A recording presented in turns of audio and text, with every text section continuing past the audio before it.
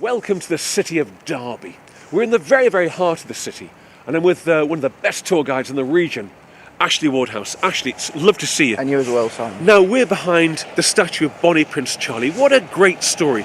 Could you go for the story with us, please, Ashley? Of course I can. Bonnie Prince Charlie came to Derby in 1745. Right. On the 5th of December. 5th of December, yeah. And he was only here for a couple of days. Right. And it was mainly his pinnacle point of coming down from Scotland to take the throne of London. That was his mission. It was indeed. To try and take back his right to the throne. Right. Which was wrongly taken away from him, theoretically. Right.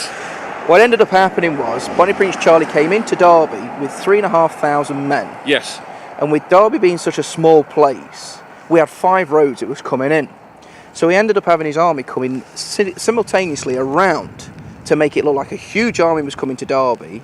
And when he kicked open the door of the Jorrocks and says, I want to billet 5,000 men, when theoretically he only had 3,500, it made Derby quite scared.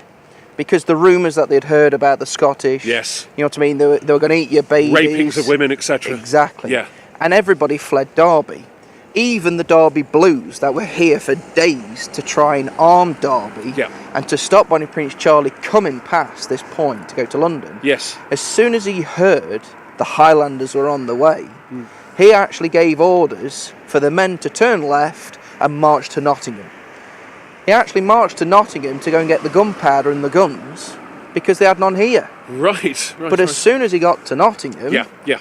he was then told again the Highlanders had left Derby and they were coming to Nottingham. So he ended up giving chase and going further into Derbyshire to get out of the way. Right. He didn't want to get in the conflict. Right. But when Bonnie Prince Charlie was here with his war council, they started demining their plans of where they would go. Right. Had they carried on, would this country be totally different? Oh, Had they got to London? Yeah, because the thing was, Bonnie Prince Charlie was told that the English soldiers were in Leicester and they were advancing towards Derby. And that's where the Swarkston Bridge and the tail comes in of where the army were and the scouts of Bonnie Prince Charlie. Yeah. Realistically, the king was not even in England. He was on his yacht. So he wasn't even defending his own throne. Right. The British army weren't in Leicester either. They were still in London. Yeah. So there was no advance. It was telltales, theoretically. Yeah. But you know, as I do, in various war things, there is also the spies that actually infiltrate what was going on. Right. So when they actually came here, they billeted in various houses around, which I'll show you. Yeah. You know what I mean? Where Bonnie Prince Charlie was, where his war council was kept, where he actually took the gold of Derby from. You know what I mean? Right. And then after that, they ended up marching onto the marketplace and telling them they were going back. A fateful decision. Indeed it was. Yeah. Actually, if they had carried on, do you think they'd have defeated the English redcoats? I think they would have took on a lot more people. Right. Because it was a fear what lay ahead then. It was. Because the thing was, it was the Highlanders coming into England. Yes. Because we've got to remember, we still had that buffer of France, but also England, where that actually met. Yeah. With us having a king coming over. Yeah. And the French, of course, were only too happy to actually back up the prince. Of course, even finance him, bring an army. Yeah. Quite a healthy army. Yes. But the problem was, they were only going to bring the army to Scotland and march forward. Right. They wouldn't meet him anywhere else. No, they wouldn't meet in England. No, and that was the issue. How did the English counteract this threat? We've heard of the Duke of Cumberland. Yes. How did he actually get his battle plan together? And how did he implement that battle plan? Well, the main battle plan for here was to advance. Right. But the problem was he hadn't got enough men. And he had to go and rally round Derbyshire, all the lairds and heirs around Derbyshire to try and help if they could raise an army from their villagers, strong men, or anything that they could give. None of them could help, because theoretically the Derby Blues had been raised for that purpose and they'd marched on. Yeah. Duke of Cumberland, completely different situation with him, because he was the cousin to Charles Edward Stuart. Really? Oh yes. He was related? He was. So the thing was with that, after he actually left Derby and met him at Culloden, it was his cousin's 21st birthday. And he knew that the soldiers would be drinking to celebrate his birthday.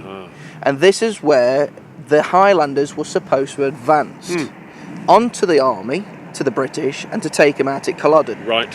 And this is where we actually find that fateful day where most of the Highlanders ran away or died because they lost their way.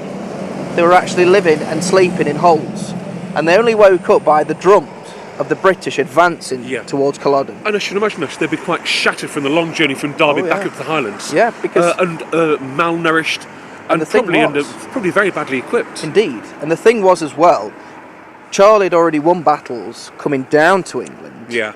But he lost it at Culloden. Yeah. He had a very, very unique tactic of advancing onto the British and taking over. Yeah. And that's what people liked about him, because they didn't believe in him to start with, because he wasn't a man of Scotland. And that's what they said to him as soon as he landed. He says, "You're not Scottish. Get back on your boat and go." Right. And that was the issue, and that's how he had to build his support, his war council of Scotland to advance to the throne. Yeah, yeah. Which is a great shame he didn't. Yeah, actually, just how well trained was the English redcoat for that period of time? Were they highly disciplined soldiers? Were they extremely well equipped? Yes, they were well equipped, you know what I mean, because they had every gun you could possibly imagine, cannon fire. Yeah. They were very, very regimentally brutal. Yeah.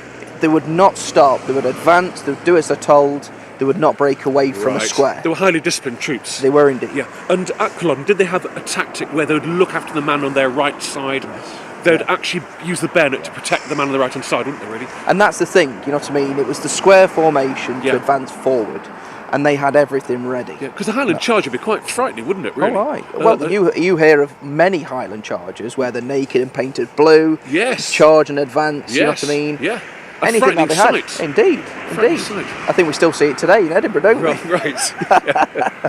But I think it's absolutely marvellous, actually, that this brilliant monument to the young Pretender who's here in Derby, and I get the impression that the people of Derby are very proud of him, even though they're English, of course. We are indeed, because the thing is, realistically, with this being his main pinnacle turning point in 1756, it was mainly for this to be put up. Yeah. You know what I mean? Yeah. I've just got that wrong.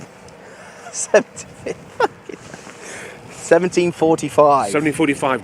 I apologise about that. Easily done. Yeah. In 1745. Yes. With him coming here. Yeah. It was mainly his turning point. And the thing is, with this being the only statue of Bonnie Prince Charlie in the world to actually commemorate him, because we've seen him on biscuit tins and various other things. Oh, yeah. But this is something that people can relate to, they can travel to, but they can also hold the service as we do every year. Yes. And we have the famous battle, as you can see on the back of the Cathedral Green. Actually, the wreaths that have been laid here, they've been laid by local people. Yes, it's the Charles Edward Stewart Society that have actually done it. Right. So on the 5th of December... Were they formed here in Derby? Yes, Richard actually formed it as a reenactment society to actually monument this, of what it actually means to Derby, but also world history. Yes. And that's what very much so. And I should imagine the people of Scotland are very proud of their links with Derby. Indeed. Yeah.